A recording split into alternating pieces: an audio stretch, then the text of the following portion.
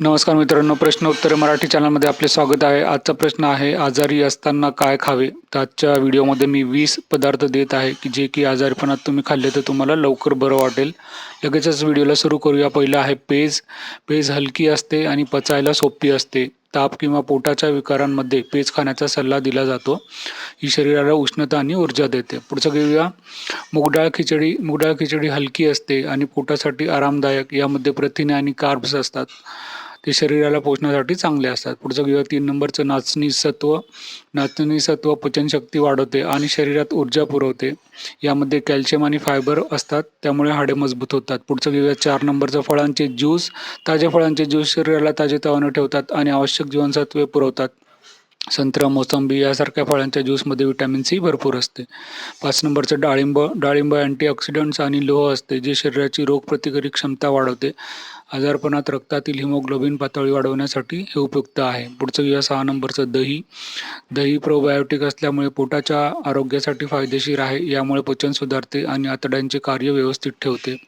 पुढचं घेऊया 7 नंबरचं आलं पाणी. आलं पाणी गळादुखी, सर्दी, खोकला यासारख्या विकारांवर फायदेशीर असते. यामध्ये अँटी इन्फ्लेमेटरी गुणधर्म असतात, जे सूज कमी करतात. पुढचं घेऊया 8 नंबरचं बेसन शिरा. बेसन शिरा पचनशक्ती वाढवतो आणि शरीराला उष्णता देतो. हा गोड प्रकारचा पदार्थ असला तरी तापामध्ये किंवा शक्तपणामध्ये फायदेशीर आहे.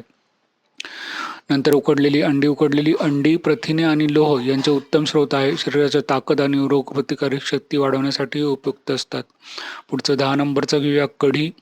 कढी हलकी आणि पचनाला हलकी असते. यामध्ये बेसन आणि ताक असल्यामुळे शरीराला आवश्यक पोषण मिळते.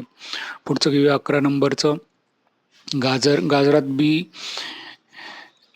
बी विटॅमिन असते, जे डोळ्यांचे आरोग्य सुधारते. यामध्ये अँटीऑक्सिडंट आणि फायबर मुबलक प्रमाणात असतात. पुढचं घेऊया 12 नंबरचं सूप.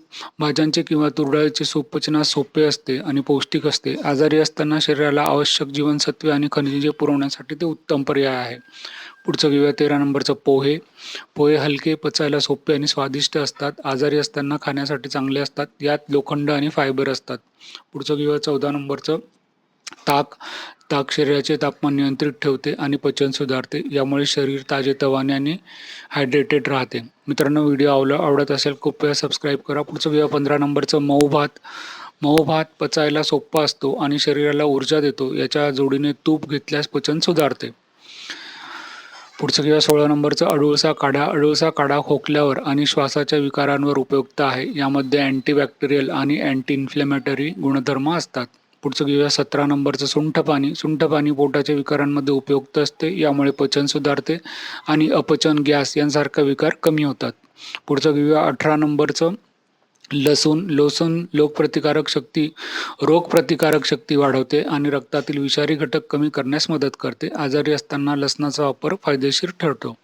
19 नंबरचं तूप. गाईचं तूप पचनासाठी उत्तम असते आणि शरीराला आवश्यक चरबी पुरवते. मऊ भात किंवा खिचडीसोबत घेतल्यास ते अधिक पौष्टिक ठरते. शेवटचं घेऊया मित्रांनो 20 नंबरचं भिजवलेले बदाम. भिजवलेले बदाम फायबर आणि व्हिटॅमिन ईचे उत्तम स्रोत आहे. ते तुम्ही नक्की द्या. तर मित्रांनो, धन्यवाद व्हिडिओ बघितल्यावर आणि तुम्ही लवकर बरे व्हा अशी मी अपेक्षा करतो. Bye bye.